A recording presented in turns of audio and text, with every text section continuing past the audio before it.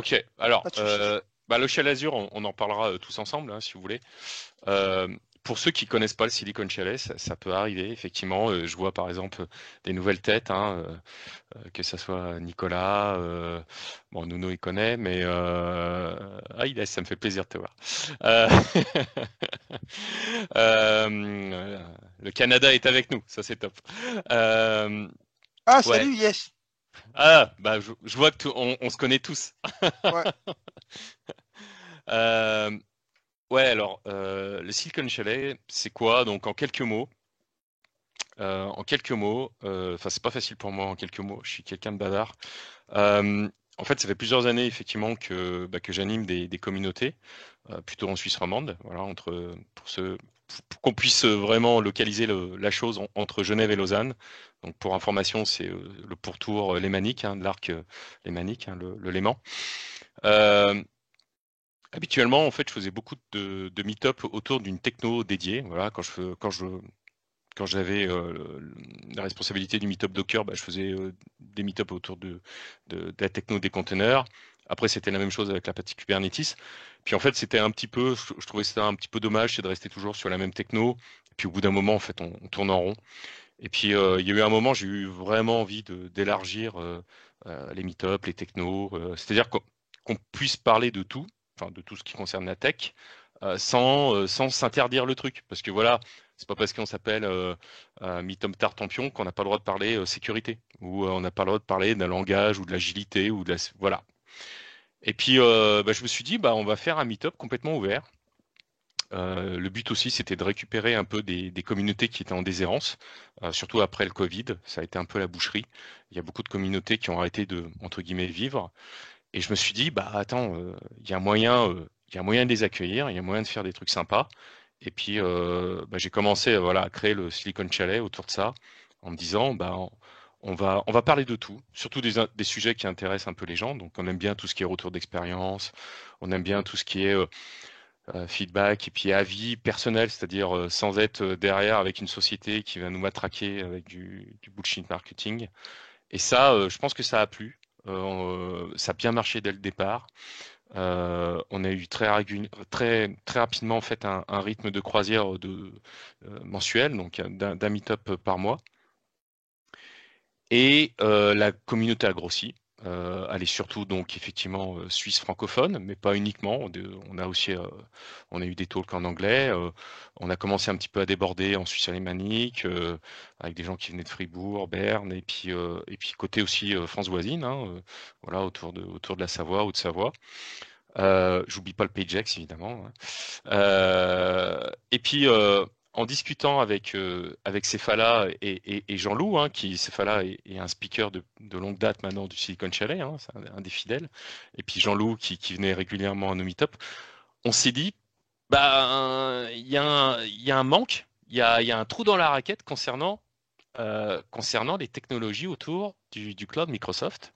Alors, quand je dis Azure, c'est la grande famille Azure, hein, c'est pas uniquement la techno, la techno Azure, hein. On parle évidemment on parle de M365, de Dynamics, de la Power Platform et tout quanti.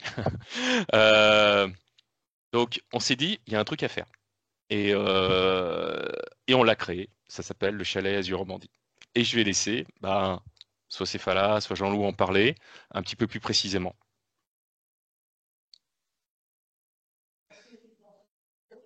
Ah, On t'entend plus, du coup, c'est pas là. Merci Eric pour l'introduction, c'est super. Comme vous avez pu le voir, donc en fait, le chalet, donc Azure Romandie, c'est une nouvelle communauté qui va arriver, qui va essayer de nous réunir autour de plusieurs thématiques. Donc la première, comme tu l'as dit Eric, c'est la partie Azure Cloud, enfin la partie Cloud Microsoft, donc forcément qui va englober la partie Azure, hum, M365, mais tout ce qui tourne et tout ce qui gravite autour du cloud de toute façon, mais pas que, parce qu'en fait on va aussi avoir cette émergence, et c'est une émergence, c'est même du tatouage de Copilot. Pourquoi? Parce que vous allez voir que la keynote, par exemple, vous avez pu la suivre normalement, bah c'est simple, c'est Copilot, Copilot et Copilot. C'est-à-dire que, bon, je vais un petit peu m'avancer sur le sujet, mais en fait, si vous voulez, aujourd'hui, Microsoft a la vision d'intégrer plus ou moins tout l'écosystème autour de Copilot, d'accord, pour venir enrichir l'expérience. Et donc c'est autour de ça qu'on va aujourd'hui échanger. Et du coup, c'est avec ça qu'on va un peu ouvrir cette table ronde. Donc aujourd'hui, on a Jean-Loup qui est avec nous. On a Philippe. Alors, il faut juste que je reprenne ton. C'est Mauricio. Donc tu peux te présenter, Philippe. Tu lui as le micro qui est activé si jamais. Oui, bonjour, Parfait. merci Céphala. Est-ce que vous m'entendez? Oui, Oui. très Ouais, bon, bien. impeccable. Moi, je suis donc Salut au Philippe. Conference Center de Microsoft. Donc, j'ai tenté la connexion depuis Conference Center. Ça tient pour le moment. Ouais. Donc, moi, ça fait depuis plusieurs années que je suis sur les technos Microsoft et particulièrement sur la partie Azure. Donc, j'ai été MVP. J'ai perdu mon titre cette année, mais c'est pas grave parce que je fais plein de choses hyper intéressantes autour des sujets du cloud Azure et surtout aussi autour du DevOps, des pratiques DevOps, comment on permet d'accélérer la croissance et la delivery des applications au travers des pratiques DevOps. Ça me fait plaisir Voilà. de te voir, Philippe, parce que tu as été un speaker aussi, un des premiers speakers. Alors, je crois que ça s'appelait déjà Silicon Chalet, hein, il me semble, hein. Ouais, Ouais, je crois que ouais. c'était dans les premières sessions, si je dis pas de bêtises. Ouais. C'était dans les toutes premières sessions, donc tu étais un des premiers speakers. Effectivement, on avait fait ça sur Genève, je crois, de mémoire, et c'était vraiment super sympa de ta part. Juste avant aussi, effectivement, tout à l'heure, j'ai mentionné Céphala, Jean-Loup, voilà, qui sont un petit peu à la jeunesse de l'initiative du chalet. Mais surtout, je voudrais énormément remercier des personnes, on va dire, entre guillemets, qui sont dans l'ombre, mais qui sont super importantes pour nous et qui permettent justement quoi, de faire cette session ce soir et puis de tout ce qu'on a envie de faire dans l'avenir. C'est Lionel Guret, voilà, qui est avec nous. Voilà, il y a Lionel et Christophe. Je ne sais pas si Christophe, il est connecté. Il est là, il est là. Ouais. Ah, il fait son timide. Donc Christophe et Lionel, effectivement, sont des personnes qui sont super importantes pour nous. Ils nous aident. On les remercie encore vraiment. C'est un travail d'équipe. Là, on a brainstormé jusqu'à tard hier soir pour résoudre nos problèmes techniques parce qu'on s'est rendu compte que faire une diffusion sur un spot où il y a 25 000 personnes, 25 000 geeks évidemment, hein, tous avec leur Natel à la main, enfin, leur portable, excusez-moi pour les Français, leur porter à la main pour diffuser toutes les dernières infos, bah, ça passait pas et qu'il fallait vite trouver une solution. Et franchement, c'est top. Moi, je suis super content que la communauté se soit inscrite. On a vu, hein, là, pour les 2 jours, on a presque 100 personnes, plus de 100 personnes qui se sont inscrites. On a fait ça un peu à la dernière minute. Donc, merci encore à Céphala et Jean-Loup qui vont assurer, parce que c'est eux là, qui sont finalement sur le champ de guerre, entre guillemets, qui vont nous récupérer les infos. Donc, franchement, cool, les gars, merci. C'est vraiment top. Et puis, honnêtement, on peut pas tout vous dévoiler par rapport à tout ce qu'on a envie de faire. Mais il y aura des super choses qui vont arriver en 2025. Il y aura du présentiel, il y aura du online, mais il y aura aussi des choses qui seront autres que des meet-up. Voilà, on peut pas trop en parler, mais il y aura des choses qui seront, on va dire, plus hands-on, hein, pour résumer.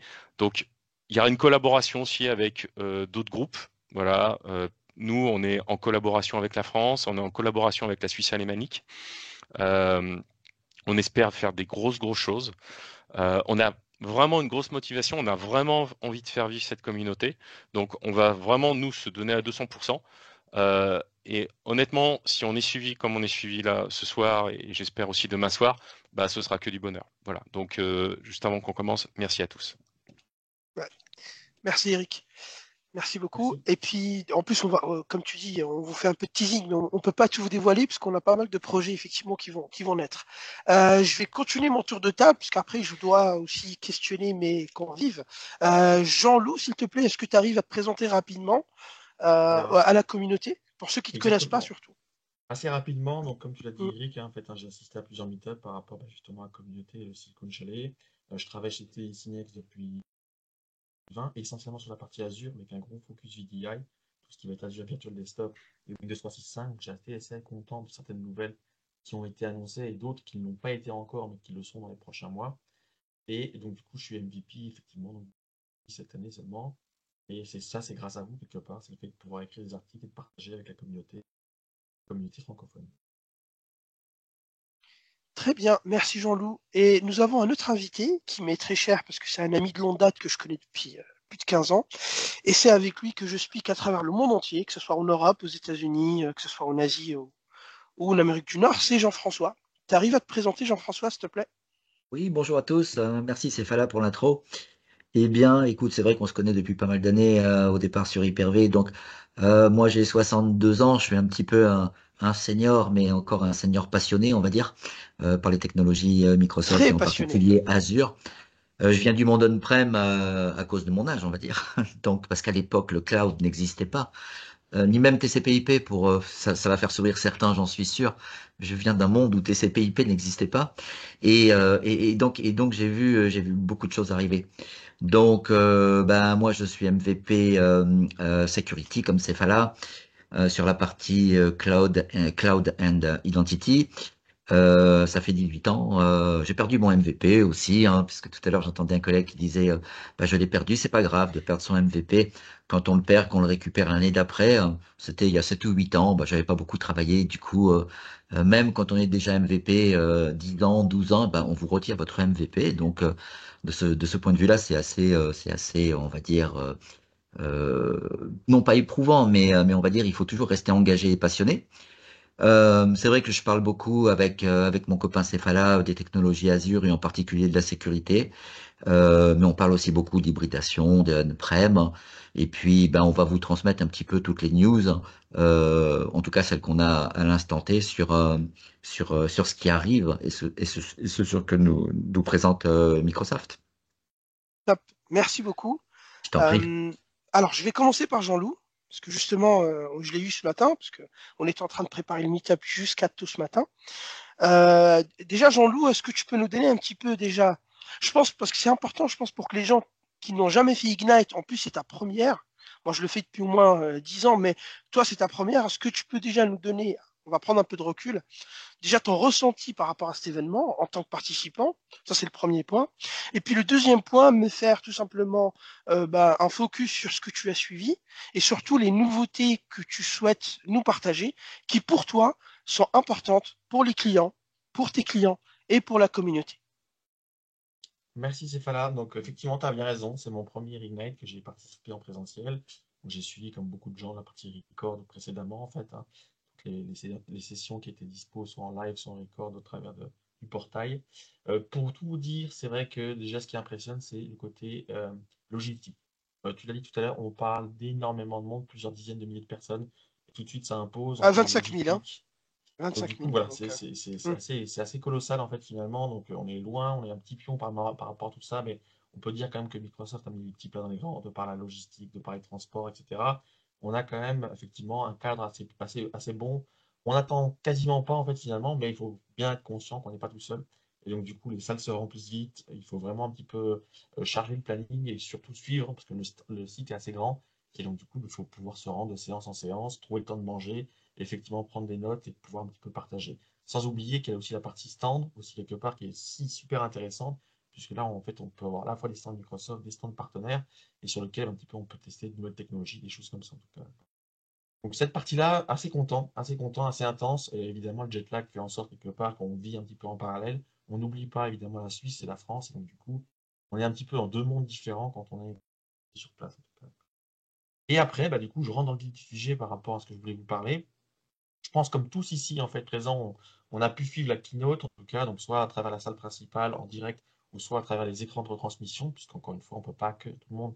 Il y a énormément de monde, comme tu l'as dit, donc du coup la salle n'est pas la plus infinie. Et ce que je trouvais intéressant justement, c'était déjà de parler un petit peu de cette keynote. Je pense qu'on peut déjà passer quelques secondes dessus, dans le sens où oui, bah, les messages que tu avais dit en introduction se sont totalement vérifiés. C'était déjà un petit peu un feedback qu'on avait partagé déjà entre nous par rapport à la sécurité qui touche encore une fois de plus en plus de domaines, et justement l'intelligence artificielle. Et là, je pense qu'on a tous été un petit peu agréablement surpris, c'est la mise en place de points de sécurité dans l'intelligence artificielle.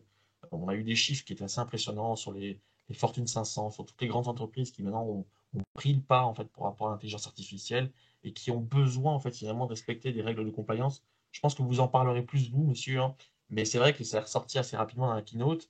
Ce que j'ai repéré aussi dans la keynote, en fait, quelque part, c'était aussi encore une fois les moyens que Microsoft met à disposition pour étendre son infrastructure, que ce soit à travers de la partie compute, avec la mise en place de nouvelles puces, que ce soit aussi avec le hardware HSM, qui était attendu aussi par beaucoup de gens par rapport à la sécurité, encore une fois.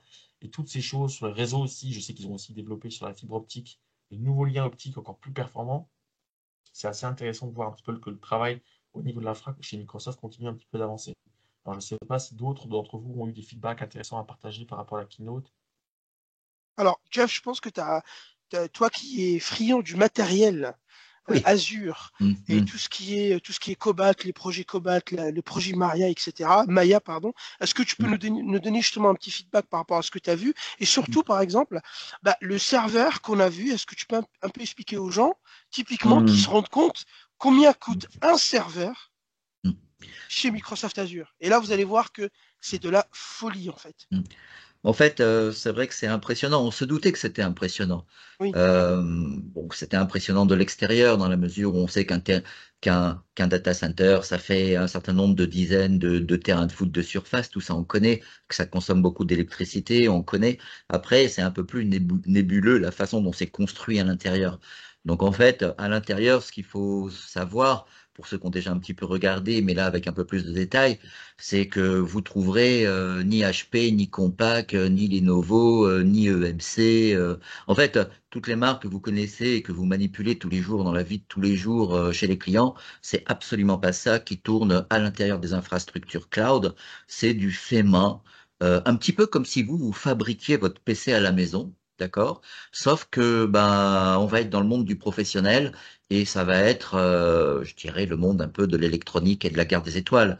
Donc, ce qu'expliquait Jean-Loup tout à l'heure avec les aspects matériels et les nouvelles puces, hein, au-delà de ça, c'est qu'en fait, il y a vraiment de la technologie data center qui est développée beaucoup par Microsoft, mais pas que. C'est-à-dire que ce qu'on appelle OCP, c'est-à-dire Open Cloud Project, hein, et les architectures Olympus, hein, c'est un travail profondément Microsoft, c'est l'architecture de serveur. Son nom de code, c'est Olympus. Si vous cherchez sur Internet, vous trouverez. En fait, vous allez voir qu'il y a Microsoft qui travaille dessus, il y a Google, il y a Amazon. Donc, en fait, ces trois grands leaders de data center partagent leur puissance, je dirais, d'engineering pour fabriquer les meilleures machines. Donc, ça, c'est juste pour ceux qui connaissent pas, une petite chose. Et alors après, au niveau de cette année sur les stands Microsoft iNight, hein, on a été un peu impressionné par ce côté matériel parce qu'ils ont voulu montrer comment c'était foutu, permettez-moi l'expression, dans les data centers. Donc effectivement, ils ont présenté les systèmes de refroidissement de nouvelle génération qui s'utilisent. J'avoue que c'est assez impressionnant. Et puis, ce qu'ils ont présenté aussi, c'est effectivement des morceaux de serveurs, si vous me permettez l'expression, dont plusieurs serveurs entiers, où effectivement, pour vous donner une idée du prix, c'est les machines qui ont en général 8 processeurs physiques. Dans chaque processeur, il y a vraiment beaucoup de cœurs. Au niveau RAM, on est en téraoctets, bien sûr. Donc, c'est entre 16, 32, 64, 128 téraoctets de RAM dans les machines. Donc, je ne sais pas si vous vous rendez compte, ça envoie vraiment du lourd. Ce qu'on va avoir aussi, hein, on va avoir des cartes réseau hein, à très, très, très, très, très grande bande passante. On est en centaines de gigas avec 2 ports, 4 ports, 6 ports, 8 ports. Donc, vous voyez comment ça dépote. Et puis, vous allez avoir aussi des cartes réseau spécifiques directement avec justement des processeurs Maya, avec directement les refroidissements liquides qui arrivent sur ces puces. C'est complètement bluffant à Et voir. d'ailleurs, Jeff, Oui, c'est bien ce que tu dis, hein, parce que le but aussi d'échanger, c'est que le voilà. refroidissement liquide des puces Les et en tout cas serveurs, des serveurs dans Azure, c'est un c'est ça. concept aussi qui est inventé Bien c'est sûr. custom en Ah fait. oui, oui. C'est quelque chose C'est qui de n'existe pas l'engineering, c'est ailleurs, de hein. l'engineering, c'est Voilà. de l'engineering. Donc vous Donc vous en rendez fait, compte si vous voulez la puissance du truc, quoi. En fait, pour Microsoft, en fait, c'est vrai, c'est une preuve, enfin, c'est une garantie de son indépendance par rapport à la technologie, donc ça c'est très important. Mais c'est surtout qu'il n'y a pas de matériel aujourd'hui, j'allais dire, tout fait qui convienne aux usages du cloud. C'est pour ça que il existe ce standard OCP avec la technologie Olympus ou le modèle Olympus, qui fait que vous avez des cartes mères estampillées Microsoft, hein, c'est-à-dire que dessus, il n'y a pas le logo Intel ou IBM, il y a le logo Microsoft, donc c'est vraiment de l'ingénierie de Microsoft. Ce sont des machines qui sont vraiment optimisées, je dirais, du haut en bas. de l'operating system jusqu'au niveau du firmware, jusqu'au niveau des puces, pour avoir la performance brute, permettez-moi l'expression, la plus importante. Au niveau des coûts des machines, on s'est amusé à faire un petit calcul. Il y avait un ingénieur de Microsoft avec qui on était en train de discuter. Et puis Cefala lance un chiffre en l'air en disant 40 Ça 000 coûte euros, combien? 40 000 dollars. Et puis l'autre, il s'est mis à rire. Il a dit non, non, rajoutez un ou deux zéros derrière. Et donc, globalement, on était sur des machines qui valaient entre 250 000 et 500 000 dollars le serveur. Alors, Le quand serveur, vous ok. imaginez le serveur, alors quand vous imaginez qu'ils en mettent 8 ou 10 dans un rack, hein, qu'après des racks, hein, ils sont tous alignés sur 200 ou 300 mètres, et qu'après, ils sont alignés comme ça sur des dizaines de lignes, vous imaginez les coûts uniquement de la partie serveur. Parce que là, on parle même pas des coûts de sécurité liés au bâtiment, liés au refroidissement, liés à la consommation électrique, hein, ou à la maintenance du site au sens large du terme. Donc, euh, donc parfois, quand on dit, bon, Microsoft, il gagne beaucoup d'argent avec Azure, etc., etc., il y a quand même un coût d'infrastructure derrière qui est juste colossal et on peut comprendre le pourquoi du comment au final. Alors après, au Merci. niveau, Ouais. hein, si on lâche un petit peu la partie hardware, ce qu'on peut dire, c'est que Microsoft, comme le disait Jean-Loup il y a 5 minutes, hein, vraiment le focus, c'est la partie copilote, automation, IA, et sécurité, c'est-à-dire la phrase de la fin et sécurité. Dans chaque annonce et sécurité, et sécurité, et sécurité.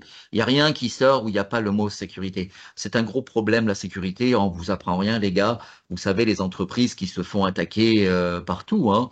Donc la sécurité, elle doit être à tous les niveaux de l'infrastructure, que ce soit dans le cloud, au niveau de votre hybridation, au niveau de vos serveurs, au niveau de vos firmware, au niveau de tous les tools que vous utilisez dans votre entreprise, le focus sécurité doit toujours être là et Microsoft met l'accent pour que nous, les consultants, ben, on soit, je dirais, le mieux à même de faire passer tous ces messages et de respecter justement toutes les bonnes pratiques du zéro trust. Vous savez, comme Cefala, il est tombé dans le zéro trust quand il était tout petit, hein, C'est notre et évangéliste. Mm. voilà, c'est ça. Vraiment, la sécurité doit être menée de bout en bout à 100% et pas à 50, à 70 ou à 80%. Sans ça, compte tenu de l'agressivité ambiante du moment, on sait bien que on va passer à la casserole. Donc ils ont beaucoup Merci, parlé Jeff. ce matin de Ouais. management, hein, et je m'arrêterai juste après.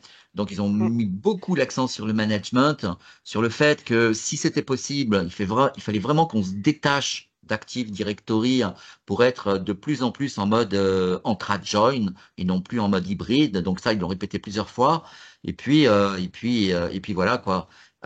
Beaucoup de nouveautés avec Intune, mais on en parlera plus tard si tu veux, Céphala. Ouais, merci. Merci, Jeff. Merci beaucoup hein, pour T'en l'introduction. C'est prie. super. C'est surtout que c'est juste pour que vous vous rendez compte. Vous avez vu, on se l'est tous dit cette phrase, mais 5 dollars pour Microsoft, c'est quoi? En fait, quand j'ai parlé à l'ingénieur là qui bossait dessus, il m'a dit, vous vous rendez pas compte, c'est qu'alors effectivement, Microsoft a beaucoup d'argent, mais il faut savoir que le coût de la structure, en fait, pour faire ça, c'est démentiel, honnêtement. Et ça veut dire que eux, bah, forcément, quand ils ouvrent un data center, c'est des milliards, en fait, de crédits qu'ils vont devoir ouvrir. Donc, forcément, vous imaginez bien, ils sont là pour faire de l'argent. Donc, du coup, Ah, ceux c'est qui sûr. disent les licences coûtent trop cher, alors oui, ça coûte cher, mais c'est relatif. C'est Maintenant, je vais donner la relatif. parole à Philippe. Rebonjour Philippe. Est-ce que, s'il te plaît, tu peux nous donner un petit peu, parce que là, bon, il est déjà 30, donc il faut qu'on avance un petit peu. Tu peux me donner un petit peu tes J'accélère. impressions. Qu'est-ce que tu as vu dans la keynote? Qu'est-ce que tu as vu dans les sessions? Est-ce qu'il y a des choses finalement que tu as retenues, que tu aimerais partager avec nous, tout simplement? Oui, tout à fait. Alors, bah, durant la keynote, bon, Jean-Loup a bien expliqué, hein. Pour moi aussi, c'est la première fois que je suis à Ignite. Ah, Donc, super. voilà, c'est une première.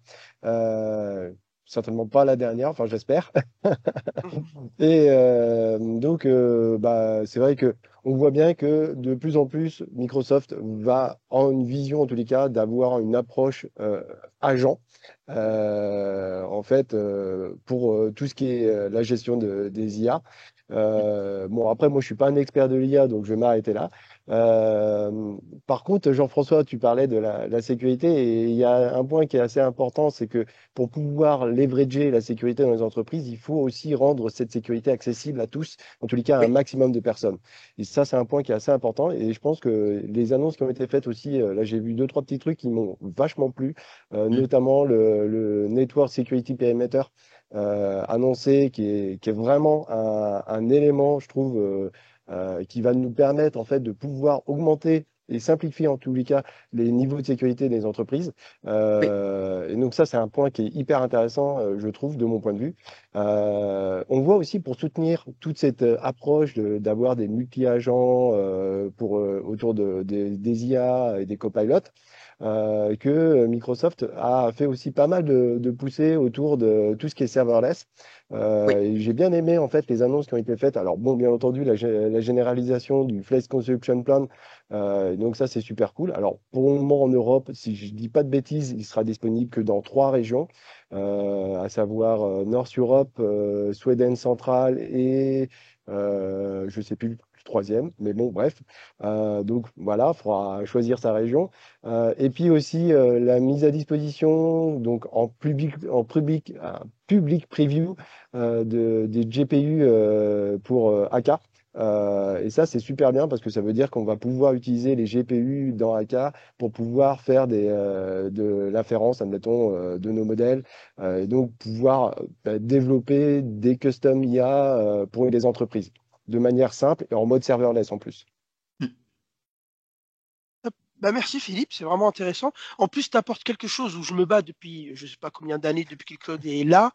Le cloud, c'est pas que du IaaS. Le vrai cloud, c'est le PaaS et le SaaS. Mais les gens ont du mal à comprendre, malheureusement. Merci beaucoup. Et c'est bien qu'ils fassent le focus sur le serverless, parce que pour moi, c'est l'avenir. Et je pense qu'on le sait Mm. tous ici, autour de la table.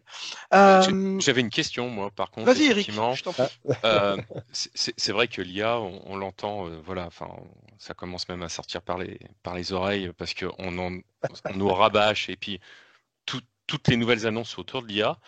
Je voulais savoir, une personne qui effectivement soit cloud engineer, architecte quel que soit le provider au final, et qui a un vrai désir évidemment d'avoir une carrière de rester, on va dire, dans le move, que ce soit sur la partie plutôt infra, enfin les couches basses, network, le IaaS comme tu disais, ou alors sur des choses un petit peu plus évoluées, sur la partie pass. Est-ce que l'IA, est-ce que c'est un passage obligatoire, en tout cas pour les professionnels, même si actuellement, en 2024, c'est pas leur quotidien, voire à part les journaux, ils n'en ont jamais entendu parler dans leur entreprise. Est-ce que pour un cloud engineer qui fait du provisioning de Kubernetes, de VM, de stockage, de Mm. processing quel qu'il soit, est-ce que l'apprentissage à un certain niveau de l'IA est un passage obligé selon vous? Alors, la réponse est oui. Pourquoi? Parce que tout simplement, comme l'a dit tout à l'heure Philippe, quand on a vu la keynote, c'est agent, agent, agent. En fait, il faut savoir que maintenant, Copilot est intégré partout via des agents, donc tout devient agent. Donc, si vous voulez, vous allez avoir la partie Copilot pour la partie productivité, la partie Copilot pour la partie end-user, parce qu'on a aussi, je vais vous en parler tout à l'heure, ce qu'on appelle le self-service pour le end-user, et on a la partie Copilot for action. Ça, c'est un truc de dingue, où vous allez pouvoir déclencher des actions à votre place pour que lui, derrière, il aille faire des actions à votre place. Ça, c'est la première chose. La deuxième chose, vous avez le Copilot for Security sur tout l'écosystème Microsoft Azure, M365, Intune, Entra ID. Donc, ce qui fait qu'aujourd'hui, toute la partie AI est en train d'arriver sur tous les produits, honnêtement. Et quand je discutais avec un des programmes managers de l'AI lors de la build l'année dernière, quand ils ont sorti Copilot, il m'a dit en fait les gens, ils vont pas perdre leur boulot à cause de l'AI, ils vont perdre leur boulot parce qu'ils ne sauront pas maîtriser l'AI. Donc la réponse, Eric, à ta question, c'est un grand oui, c'est-à-dire qu'aujourd'hui, surtout la future génération, la génération Z, ils sont baignés dedans, ils connaissent ça. Par contre, nous, un peu moins, et je peux vous assurer que si vous touchez pas à l'AI comme ce que Microsoft veut ou les autres vendeurs veulent, bah, en fait, vous allez avoir un train de retard. Ça, c'est important. Par exemple, tu disais quelqu'un qui déploie des VM. Bah, aujourd'hui, en fait, Tu déploies une VM à template ARM, bah, Copilot, en fait, il te le fait automatiquement. Après, bien évidemment, toi, derrière, tu vas adapter à ton contexte. Mais le plus important, c'est de gagner du temps. C'est pour ça, ce qu'on appelle ça Copilot, c'est vraiment l'assistance au quotidien. Donc, la réponse est oui. Elle est un peu longue, mais la réponse est oui. Et Ok. pour appuyer ce que tu Je- viens de dire, Céphala, et ça va juste pour terminer rapidement, j'ai mis dans le chat en fait un petit slide que je trouve assez intéressant en fait qui montrait les skills, parce qu'on parle de skills en fait qui augmentent assez régulièrement sur l'IA en fait et par rapport aux couches basses dont tu parlais, notamment les networking skills en fait finalement. Et j'avais discuté avec une équipe en fait, quelqu'un de Microsoft au niveau des US et qui m'avait dit exactement ce qui est dans ce slide-là en fait, le troubleshooting, le monitoring, toute cette partie un petit peu, je dirais, de bas niveau, en fait, quelque part, qu'on est tous amenés à faire, qui ont un intérêt justement à être gérés par une intelligence artificielle pour nous remonter ce qu'on appelle des insights, en fait. Et je pense que les insights, on le verra aussi sur la partie security pure view, toutes ces insights, en fait, sont travaillés par les intelligences artificielles et nous sont amenés pour que nous puissions prendre une décision sans avoir à faire tout un travail d'investigation et de troubleshooting, en fait. Voilà. Exactement. J'aimerais Ouais, compléter aussi. vas-y, ouais. Pardon, excuse-moi, Non, Stéphane. non, je t'en prie. Vas-y, J'aimerais vas-y. compléter parce qu'en Vas-y, fait, Philippe. c'est vrai que l'IA, en fait, demain, ça va être émergent. En fait, enfin, ça va être un standard. On va revoir toutes nos architectures applicatives parce que, en fait, on va avoir une approche avec de l'IA. On va introduire de l'IA dans nos applications, dans tout, et que ce soit dans la phase de construction des applications où on va accélérer notre capacité à développer des applications avec de l'IA, accélérer notre capacité à pouvoir remédier, observer, accélérer et augmenter notre capacité à être résilient avec l'IA. En fait, on va avoir de l'IA un peu partout. Donc, forcément, si on a de l'IA un peu partout, ça veut dire qu'à un moment donné, il faut qu'on la maîtrise, il faut qu'on la comprenne, il faut qu'on puisse l'utiliser et en faire notre allié. Ah, mais Ouais, alors, tu as tout à fait raison, hein. Ça, c'est clair. effectivement, il y a beaucoup de personnes aussi dans le chat, hein, parce qu'en même temps que Je vous réponds parlez, aussi au fur et à effectivement. mesure. On répond au fur et à mesure. Ouais, en Ouais. fait, il y a beaucoup de Ouais. personnes qui confirment vos propos.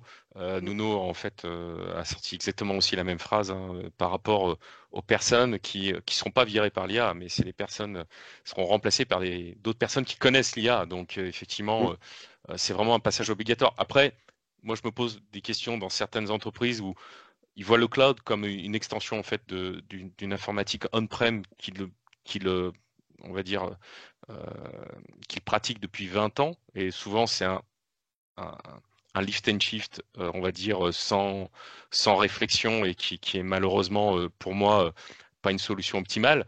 Et puis, on leur demande, voilà, souvent, ils ont déjà du mal à passer cette phase du cloud. Alors que pour eux, voilà, ça marche un peu comme le on-premise, ce qui n'est pas vrai en fait. Et puis derrière, on leur demande, hop, de rajouter encore une couche d'IA. Et je pense que effectivement, il va y avoir un fossé à un certain moment entre la communauté, entre les personnes, les professionnels qui vont prendre le pli et qui commencent à prendre le pli maintenant, et puis les autres qui vont rester sur la touche.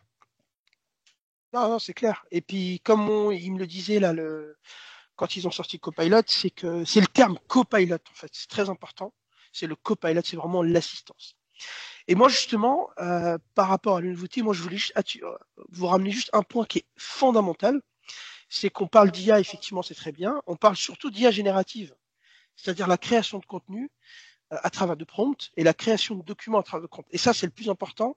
Et il faut savoir que dans l'IA, en général, on a plus ou moins trois problématiques. On va avoir la problématique de l'oversharing, c'est-à-dire que quand je vais mettre en place Copilot, et que si dans mon système d'exploitation, enfin pardon, dans mon système d'information, dans SharePoint, je ne sais pas qui a accès à quoi, bah forcément derrière, si quelqu'un est un petit peu mal intentionné, il va demander à accéder à un document spécifique. Au départ, il ne sait pas qu'il a accès parce qu'il ne sait pas où il est. Bah là, le problème, c'est que Copilot, il va lui retrouver parce qu'avec Graph, il va aller chercher, il va lui retrouver. Vous avez le deuxième point, c'est tout ce qui est insider risk, c'est-à-dire la compliance de la communication. Qu'est-ce que je vais dire dans les prompts? Est-ce que je vais dire des choses pas bien? Est-ce que je vais lui demander des choses qui sortent du cadre légal d'une entreprise, etc. Et vous avez le troisième point qui est très important, c'est le risque lié à l'AI. Donc vous avez une kill chain, hein, je ferai peut-être un webinaire là-dessus, sur comment en fait attaquer, on va dire, l'AI pour faire du poisoning, etc. Et ce sont des choses vraiment qui sont importantes. Et pour ça, Microsoft a grandement amélioré sa suite. Et moi, c'est ce que j'ai retenu de la keynote et surtout de ce que j'ai retenu des sessions que j'ai suivies. Je peux pas tout vous dire, mais je vais me focaliser uniquement sur un sujet parce que sinon on n'a pas fini. C'est la partie Purview. Donc la partie Purview, c'est, comme vous le savez, c'est la solution qui permet de classifier, de protéger, de gouverner les data dans un système d'information. Il faut savoir que maintenant, Purview est super bien intégré avec Copilot. Je vous donne un exemple simple. Eric, tu as à ta disposition un fichier qui est tagué secret, donc un niveau de confidentialité secret dans Mhm. l'entreprise, donc ça veut dire ce que ça veut dire. Et Mhm. tu vas dire à Copilot, tiens, vu que tu n'as pas accès, tu vas lui dire, tiens, tu peux me résumer, s'il te plaît, le document. Bah, en fait, ce qu'il va faire Copilot, c'est comme il suit les métadatas du document, bah, Mhm. il va te dire, mon coco, ce que tu essayes de résumer a un tag et surtout un label secret. Donc ça, je ne suis pas en mesure de te le faire. Donc ça, c'est un exemple parmi tant d'autres. Vous avez aussi la possibilité de faire du life cycle des prompts, c'est-à-dire vous allez devoir mettre en place la rétention des prompts. Bah oui, parce que si demain vous avez une affaire judiciaire et que on vous dit bah voilà, donnez-nous les prompts que les utilisateurs ont fait il y a 6 mois et que vous les avez pas, c'est une faute grave. C'est un peu comme les logs dans un, vous savez, dans un firewall. Si vous n'avez pas de log, c'est une faute grave. Hein. Vous êtes licencié à cause de ça. Bah là, au niveau légal, c'est pareil. Vous êtes obligé de tenir en compte de ce que les gens font pour que vous puissiez en avoir la maîtrise. Et troisième point, c'est ce qu'on appelle l'oversharing. On est capable de savoir qui partage quoi dans l'entreprise afin que Copilot, derrière lui, puisse en fait être beaucoup plus granulaire en termes de points d'entrée de ce qu'on va lui donner à manger et être beaucoup plus granulaire aussi en sortie quand il va vous faire les réponses de manière assez classique. Donc si je lui demande aussi résume-moi un document confidentiel, lui il va me créer un nouveau document et il va aussi le mettre confidentiel automatiquement parce que ce qu'il en ressort, il est confidentiel. Vous voyez? Donc, si vous voulez, c'est une intégration quasi parfaite entre Purview, Copilot, pour venir en fait enrichir l'expérience de sécurité autour de ces produits-là. Donc moi, je vais m'arrêter là pour ma partie parce que j'ai aussi la partie Azure et Entra, mais j'en parlerai plutôt demain. Eric, et là, je vais demander un peu donner la parole un peu à Jean-Loup pour qu'il nous parle un peu d'une nouveauté que j'ai bien aimée, qui est le Windows 365 Link. Donc Jean-Loup, je vais faire mon moldu, pardon. C'est quoi Windows 365 Link? Comment ça marche? Et surtout, c'est pour qui, s'il te plaît? Alors, effectivement, donc pour ceux qui le savent, je sais pas si je suis mute ou pas, c'est bon. Ouais, c'est Non, bon. c'est tout bon. Ouais, c'est bon, on Merci. t'entend. Donc du coup, effectivement, donc, Windows 365, pour la faire courte, et Azure Virtual Desktop, on est sur des produits qui ont la même genèse en fait. Hein. Le but, c'est de créer de la virtualisation, de donner des PC à accès à donc, du coup des utilisateurs au travers d'un portail, d'une application multiforme, multisource, etc. Et justement, quelque part, sur cette partie un petit peu donc accès, il y a quand même un point d'entrée qui reste en fait finalement le device en fait local, qui peut être un device managé, non managé, intégré à un réseau Active Directory ou pas. Il y a plein de scénarios possibles et qui existent en fait.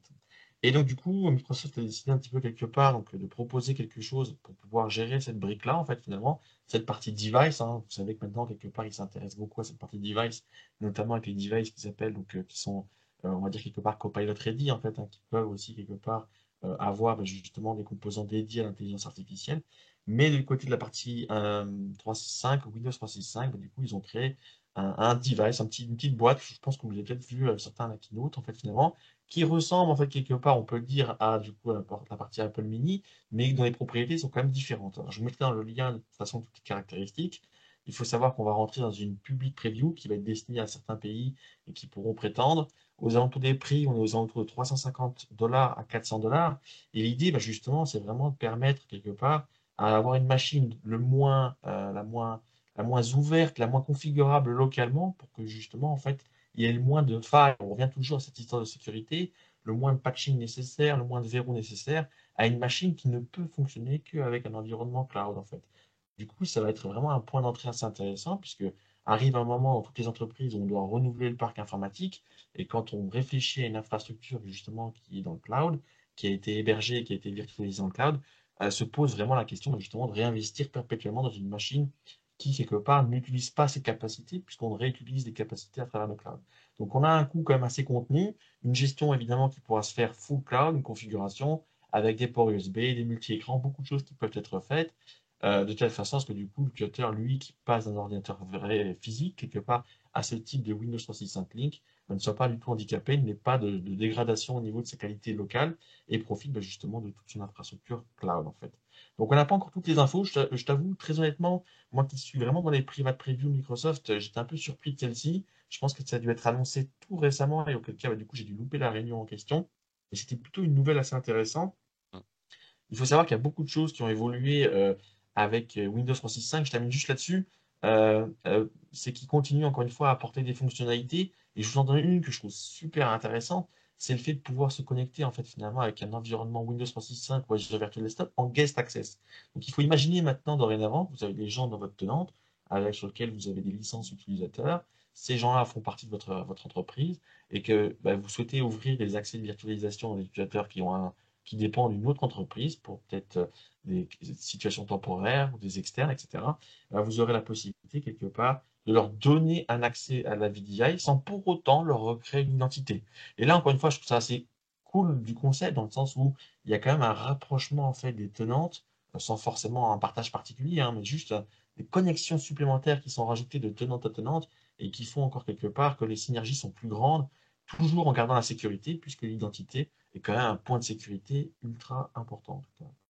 Donc assez content, à voir ce que ça va donner. J'ai hâte de pouvoir en avoir un. J'espère qu'au niveau de la partie MVP, on pourra en avoir à ce niveau-là pour pouvoir un petit peu triturer, voir ce qu'on peut en faire et voir quelque part très honnêtement les avantages, les inconvénients à partir de ce type de solution en tout cas, quoi.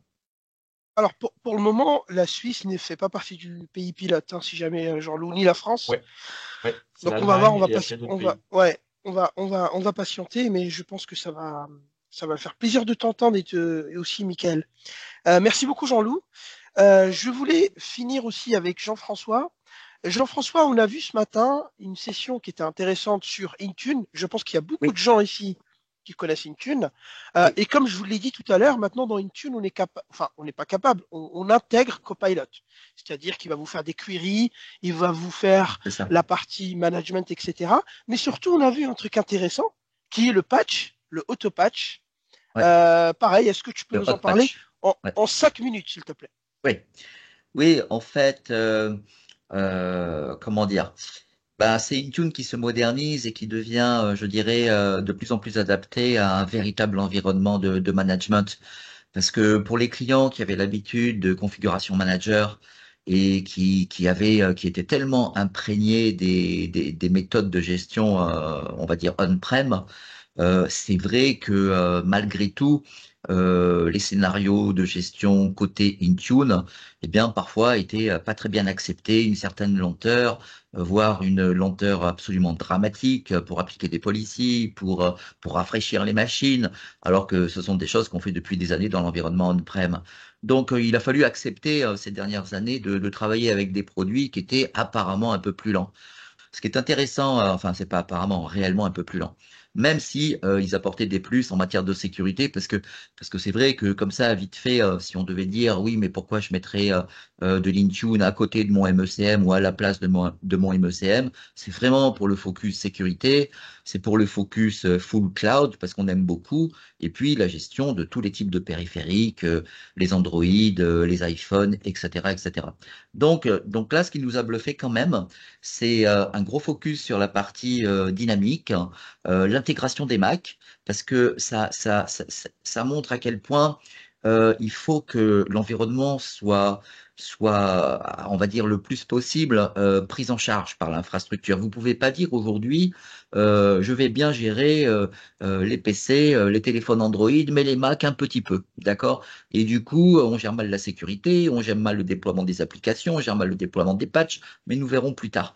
Donc là, Microsoft a fait un gros effort sur la partie Windows avec ce qu'on appelle le hot patch, et puis sur la partie macOS avec toute la gestion du macOS. Donc le déploiement des applications, le déploiement des patchs sur les Mac, la prise de main à distance en 2 secondes avec une passkey.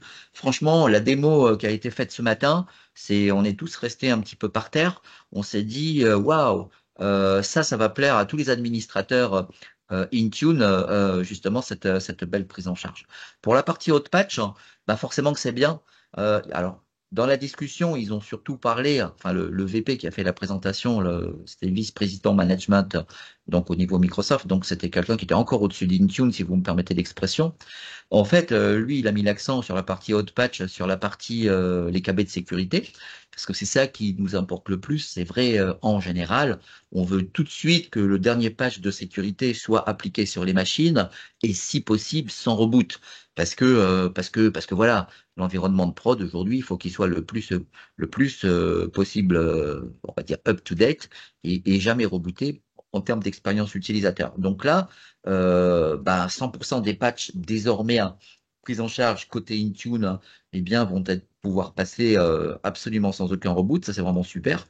Bon, pour la petite histoire, c'est pas tout à fait nouveau, hein, puisque les patchs qu'on passe à chaud, hein, on les a déjà sur Azure, sur Windows Server, la version dite Azure Edition. C'est ça la nouveauté, on va dire. Et du coup, enfin la nouveauté techniquement parlant, et du coup, ça redescend dans les PC pris en charge par Intune. Donc, à mon avis, c'est ça qu'on peut dire surtout sur la partie Intune. Super. Merci beaucoup, Jean-François. Je t'en Il nous prie. reste 10 minutes. Du coup, ce que j'aimerais, c'est peut-être qu'on prenne des questions, si vous avez des questions. Et ceux qui veulent s'exprimer par audio, qui lèvent la main, voilà, dans le Teams, et nous, on vous autorise. Je pense qu'on peut quand même vous laisser 10 minutes si vous souhaitez vous exprimer. À moins que Philippe, tu voulais rajouter quelque chose. Je pense qu'on a tous eu un peu de temps de parole équivalent pour que ça soit un peu égal pour tout le monde. Mais si vous avez des questions, n'hésitez pas.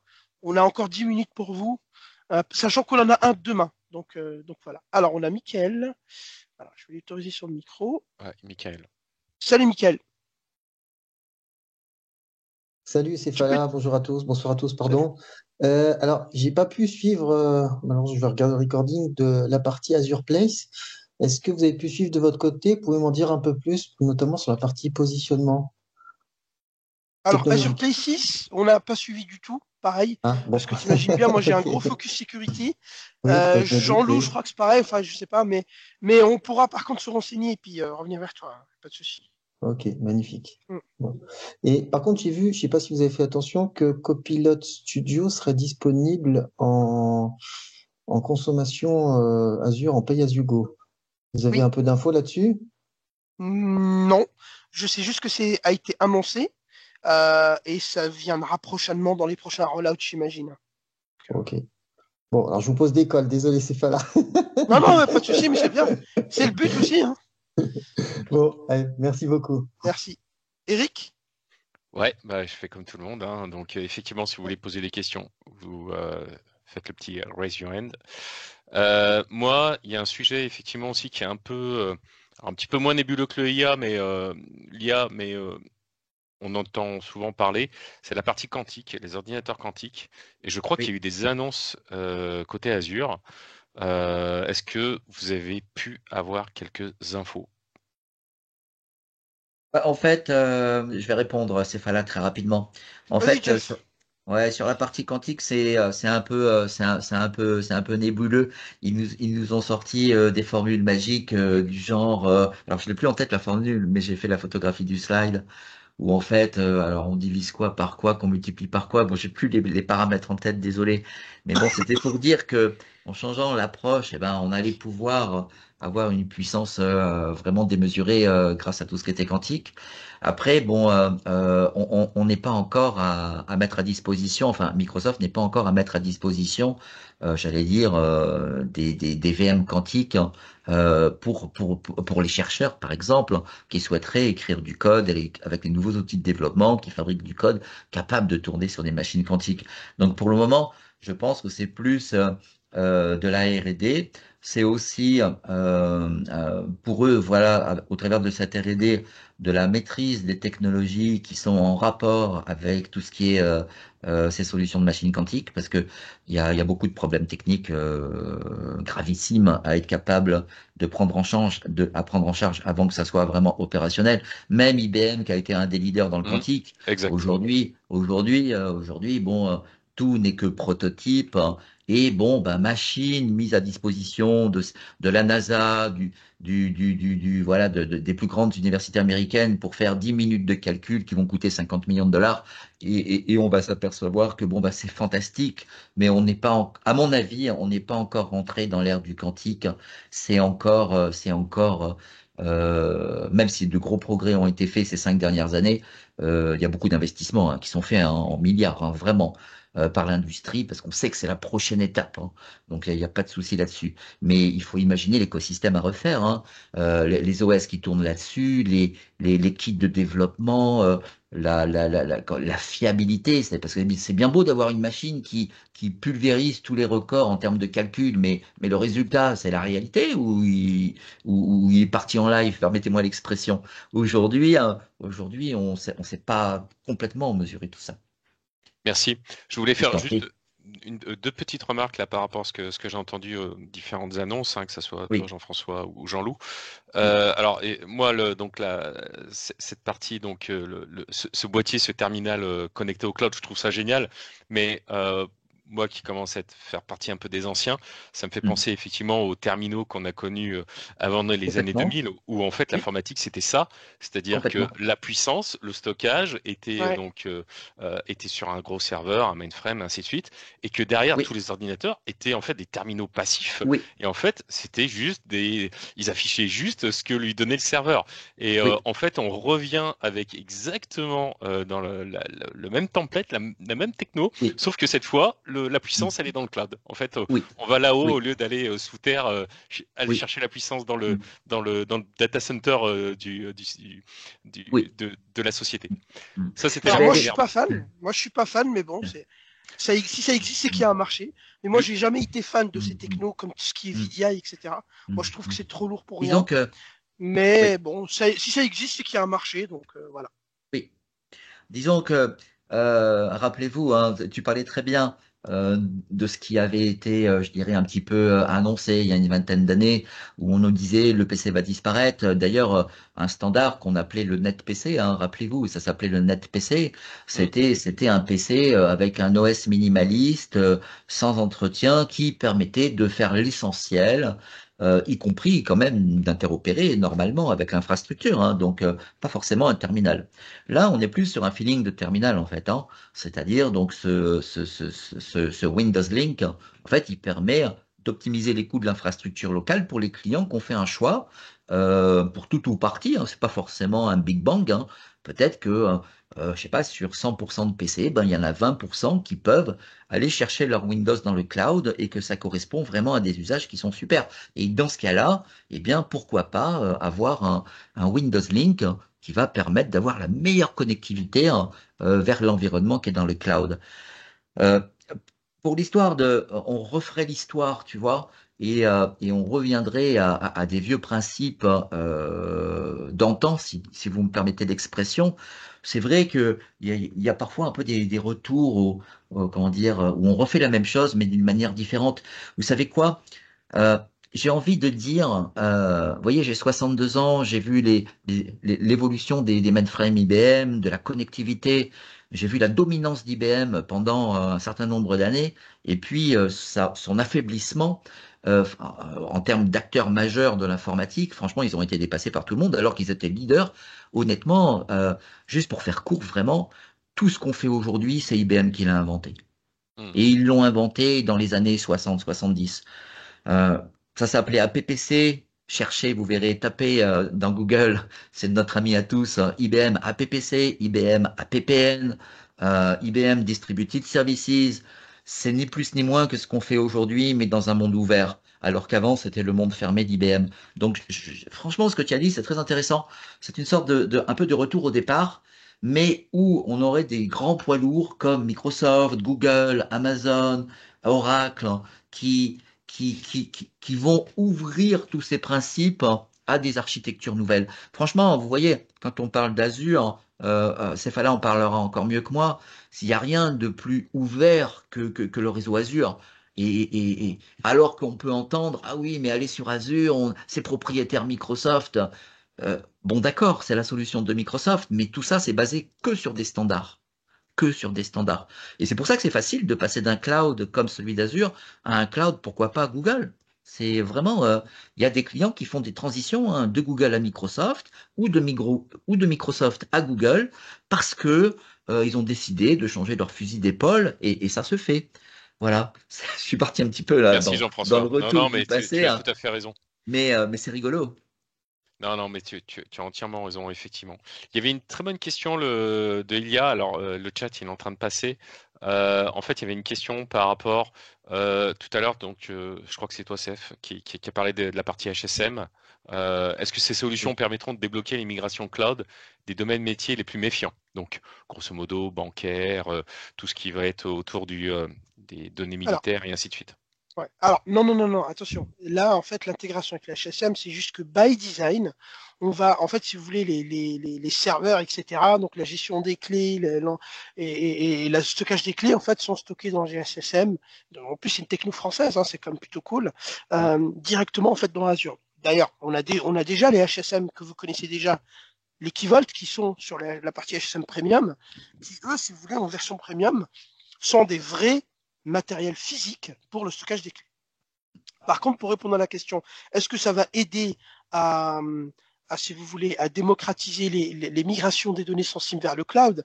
Bah non. Pourquoi? Parce qu'en fait, là, on parle de chiffrement at rest, mais le chiffrement in transit, c'est-à-dire que quand la donnée va aller sur le cloud, c'est ça qui dérange que ce soit une banque ou une organisation financière, c'est que le problème, c'est la gestion des clés. Si vous m'assurez que le vendeur n'a pas accès aux documents, là, à la limite, je peux mettre mes données. Mais là, ça ne change pas le problème, si vous voulez. C'est un peu quand vous faites ce qu'on appelle du customer key. Quand je fais du customer key, qu'est-ce que c'est? C'est que je viens avec ma propre clé que je vais générer et que je vais la mettre dans Azure, dans un HSM. Mais Microsoft a accès à la clé. Donc, quelque part, ça ne répond pas à ma conformité. Donc, ce n'est pas un point de sécurité. Par contre, ce qui va nous aider à passer ce cap, c'est tout simplement, aujourd'hui, la seule façon, c'est le chiffrement à double clé. C'est-à-dire que je vais pouvoir chiffrer donc, et wrapper la première clé de chiffrement avec une deuxième clé, et c'est cette clé qui est stockée chez moi ou dans un autre cloud agnostic provider. Et là, du coup, Microsoft ou Amazon ou Google, on s'en fout, c'est agnostique, n'auront jamais accès à mes données parce qu'ils n'ont pas la deuxième clé. D'accord? Donc ça, c'est hyper important pour tout le monde, hein, ceux qui sont là. Si on vous pose la question, je suis une banque et je veux aller dans le cloud, qu'est-ce que vous me proposez parce que j'ai des données ultra sensibles? C'est le chiffrement à double clé. Aujourd'hui, vous n'avez pas autre chose que ça pour pouvoir remplir, on va dire, la compliance et la conformité de votre entreprise par rapport à du secret ou à du très confidentiel. Après, je reviens juste sur un point important, Eric. Tout ce qui est militaire, tout ce qui est gouvernement, j'ai envie de te dire, même avec du chiffrement double clé sur le cloud, on oublie un petit peu. D'ailleurs, comme vous le savez, en France, il y a le projet Blue, donc c'est un vrai Azure, c'est un vrai M365 pour des sociétés spécifiques en France. C'est plutôt vers des infrastructures comme ça qu'on va tendre. Et bien évidemment, si vous voulez profiter du cloud tout en gardant restant on-prem, vous avez Azure Local dans Jean-Loup, vous fera une présentation demain avec toutes les nouveautés, etc. D'accord? Mais au niveau du stockage de la donnée, honnêtement, faites très attention. Si vous n'avez pas de stockage à double clé, pour moi, quand même, ça reste risqué par rapport à la compliance et à la conformité. Merci. Je crois Est-ce qu'il y a que d'autres questions? ouais, On voilà, va vous parce que laisser partir. Ouais. ça va peut-être être l'heure. Ouais, Allez-y. je pense que. Ok. Je regarde. Ouais, regarde juste, parce qu'après nous, moi, j'ai un shift qui va bientôt commencer de toute Ouais, façon. non, c'est bon. De toute façon, on va essayer de Ouais, respecter les horaires parce que ouais, voilà, on a tous des contraintes et effectivement, c'est pour ça en tout cas cette année, on l'a fait en 2 fois. C'est pour avoir cette possibilité demain voilà, c'est ça. justement Ouais. de revenir sur certains sujets. Euh, donc il y aura d'autres intervenants ou Oui, c'est oui, ok, demain, on aura d'autres intervenants qui auront une vision différente de ce qu'on a proposé, de ce qu'on a top. parlé. Et puis, on aura Jean-Loup et moi pour la modération, donc il y a pas de souci. Il y a Christophe qui voulait dire quelque chose. Tu me régénères le lien pour demain, s'il te plaît? Parce que celui que tu as fait, il est à la date d'aujourd'hui pour demain. Ah, Ouais, finalement, il ne s'est pas truqué automatiquement, pas de souci. il Non. Je s'est le pas referai. updaté malheureusement. Ouais, Ouais, ouais, ok, ouais. ok, je le referai. Alors Ça Merci marche. beaucoup. pour tout le Pas monde, de souci. donc vous recevrez un deuxième. Alors, on le mettra aussi effectivement sur le Discord. Ah oui, alors juste avant de nous quitter, vite fait, petit récap. Alors, le chalet Azur Romandie, on a mis en place tout un ensemble d'outils, un toolset qui permet justement d'échanger avec vous.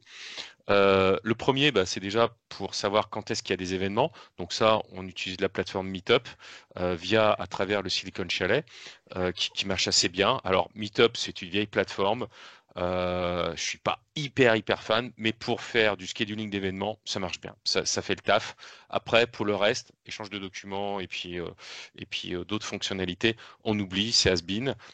Pour le scheduling, donc c'est Meetup, c'est Silicon Chalet. Normalement, vous êtes tous enregistrés. C'est-à-dire que tous, vous recevrez les futures notifications, que ce soit pour la session de demain, mais aussi pour les futurs événements. Donc ça, c'est une première chose. Deuxième chose, pour tout ce qui est échange textuel, des vidéos, des photos, enfin plutôt des photos, plutôt des documents, des conversations. On a un Discord, ça aussi ça marche bien. C'est justement, je remercie Christophe qui est en train de faire un gros travail de migration vers une nouvelle version de notre Discord. Je l'avais monté, bon moi je suis une bille, hein, voilà, j'avoue. Donc je l'avais monté de façon complètement, je l'avais monté en 3 secondes et puis de façon pas très optimisée, on va dire. Donc il y a le Discord. On a un salon qui s'appelle le Chalet Azur Romandie, qui est dans le Discord du Silicon Chalet, voilà, qui nous héberge. Après, la chaîne YouTube, c'est côté Cephala. On a effectivement la chaîne YouTube Cloud Zero Trust qui va héberger cette vidéo YouTube, cette vidéo là qui est recordée par Teams et puis qui sera hébergée dans YouTube. Les futurs événements seront aussi tous enregistrés, même si honnêtement c'est bien la vidéo pour revoir certains passages, mais on aime bien vous voir en vrai aussi. Donc les Suisses, les Français de la frontière et ainsi de suite, venez quand même nous voir. C'est beaucoup plus sympa, surtout sur la partie networking qui, elle, n'est pas filmée. Et puis, dernièrement, on a acheté un domaine qui s'appelle chaletazur.ch qui va nous permettre d'avoir un site internet.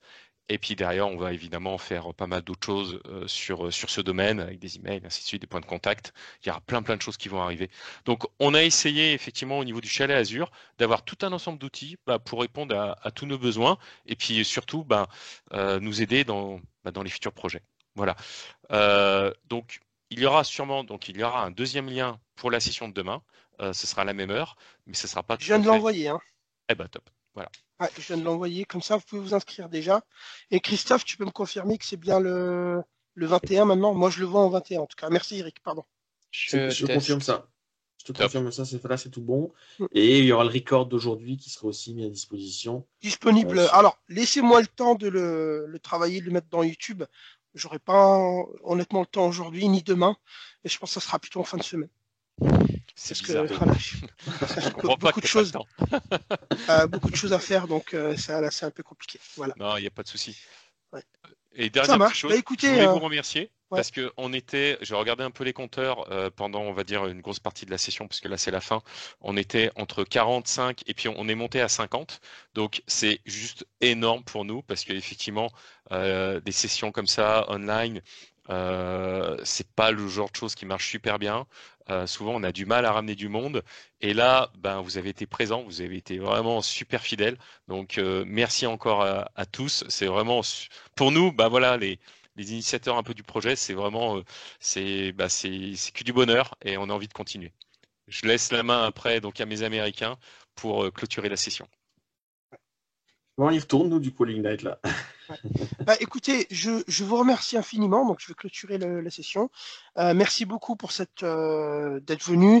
Comme je vous l'ai dit, c'est la première fois. On a fait ça un petit peu de manière, on va dire, assez rapide, assez compliquée parce qu'on a eu des petits aléas techniques. Mais vous verrez, les formats vont s'améliorer au fur et à mesure, forcément. Et on aura une trame ensuite qui sera beaucoup plus intéressante et beaucoup plus conviviale pour tout le monde, afin que tout le monde puisse apprendre. Et bien évidemment aussi, ce qu'on n'a pas dit, Eric, c'est que ceux qui veulent speaker dans les futurs meet-up, etc., vous êtes bien évidemment les bienvenus. C'est un meet-up c'est une communauté, pardon, qui est ouverte à tous. Donc je vous remercie infiniment. Et je vous dis du coup à demain pour ceux qui vont venir demain et à plus tard pour les autres. Profitez bien Merci. en tout cas du salon. Ciao. Parce que pour vous, la journée Ouais. elle fait que commencer. enjoy, C'est ça. et puis bonne soirée pour les Européens. À demain. Ciao, ciao. Ciao. Ciao, ciao. Bonne soirée. Salut. Salut. Au revoir.